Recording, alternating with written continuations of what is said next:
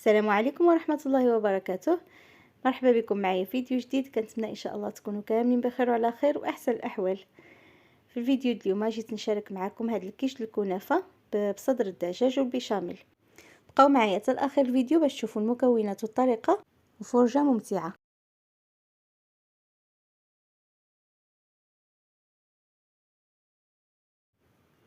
اول حاجه غنبداو بالبصله. غادي نجيب واحد البصله كما كتشوفوا متوسطه، ما كبيره ما صغيره، وشلطتها بهذه الطريقه هذه اولا قطعتها مربعات صغارين بحال هيدا.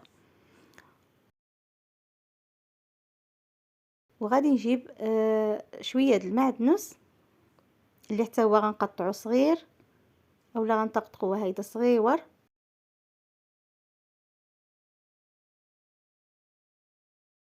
وغادي نجيب واحد 4 شامبينيونيس اولا الفطر، وغادي نقطعو حتى هو شرائح صغارين.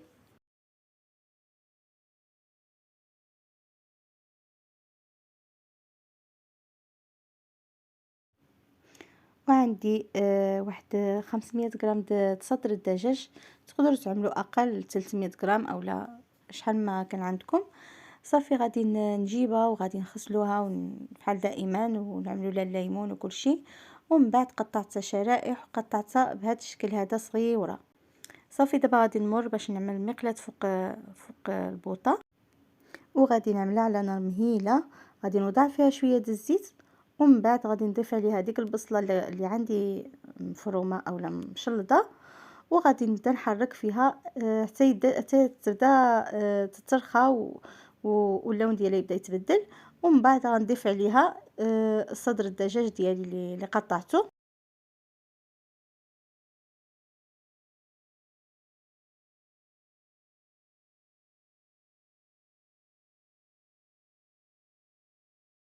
ودابا غادي نجيب التوابل اللي هما كل حاجه منا ملعقه صغيره.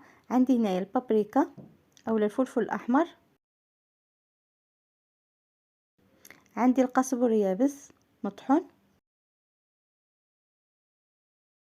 وهذه عندي هنايا توابل الشاورما، وهذه الملح، وشويه الزنجبيل او ملعقه صغيره الزنجبيل، وملعقه صغيره الكركم. صافي دابا غادي نبقى نحرك فيهم هيدا حتى تقرب الطيب باش نضيف عليها المكونات اخرين.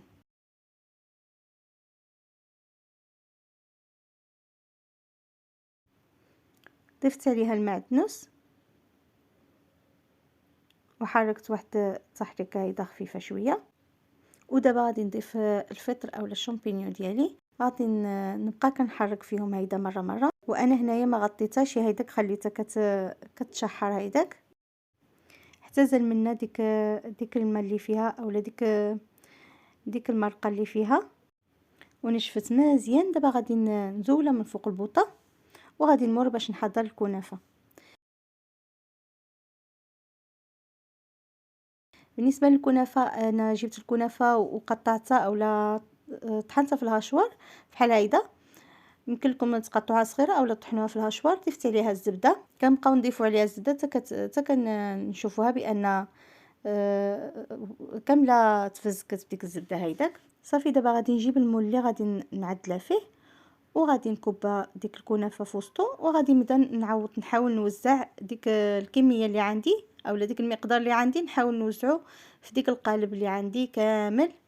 وانا كنعوض له ديك الحواشي ديالو، حيت انا هاد المول هذا عندي الحاشيه ديالو ديك الشريرفات هيداك اولا مدرج. بقيت كنضغط له على ديك الجوانب ديالو تا تتعوضوا في مطعم مزيان باش ملي يكون ملي تكون في وسط الحشوه ما تبقاش تتفتت.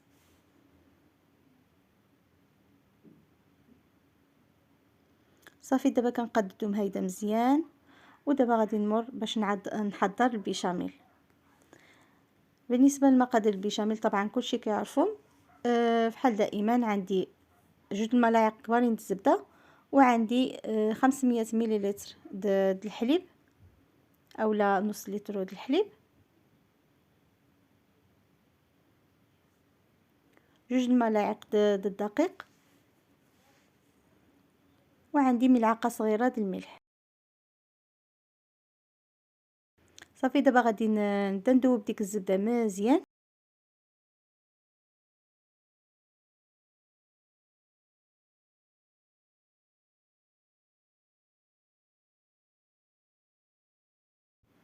من بعد ما دابت لي مزيان دابا غادي نضيف عليها ديك 2 الملاعق كبارين د الدقيق، وغنبدا نضيف الحليب ديالي. غنبدا نضيفو بشويه بشويه، ما غنضيفش ديك الكميه كامله مره واحده، غنبقى ندخلو غير بشويه بشويه وهي كتفسخ ديك الطحين مع الزبده كيتفسخوا بشويه حتى غنكملوا الكميه اللي عندنا د الحليب.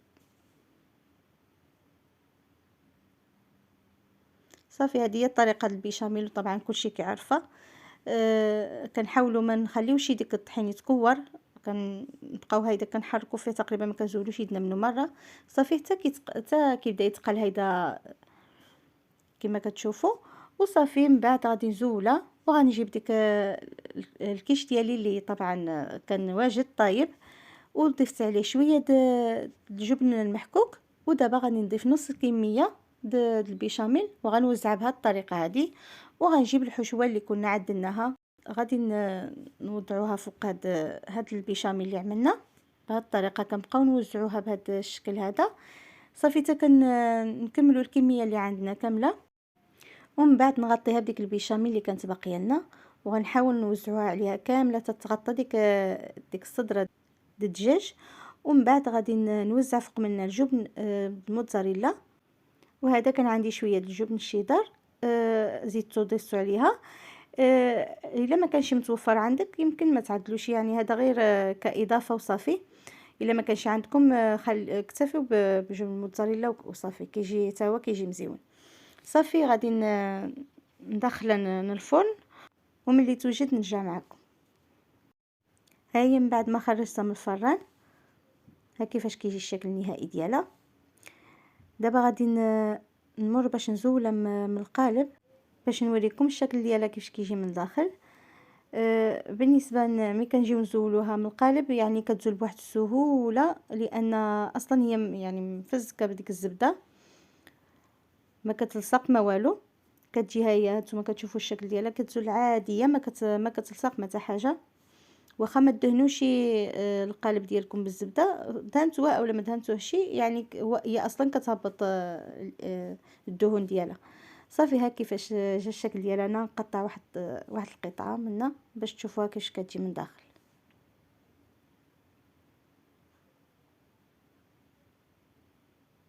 كتقطع بسهوله، ما كتجيش يعني صعيبه لا في التقطيع ولا حتى حاجه. واخا هي الكنافه كتفتت وداكشي، ولكن الصراحه كتجي روعه. هاد الكيش هادي كتجي غزاله تبارك الله.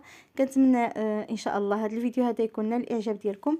اذا عجبكم ما تنساوش تضغطوا على زر الاعجاب، واللي باقي ما اشتركش معايا في القناه اشتركوا، مرحبا بكم، وفعلوا الجرس باش يطلع لكم كل جديد ديالي.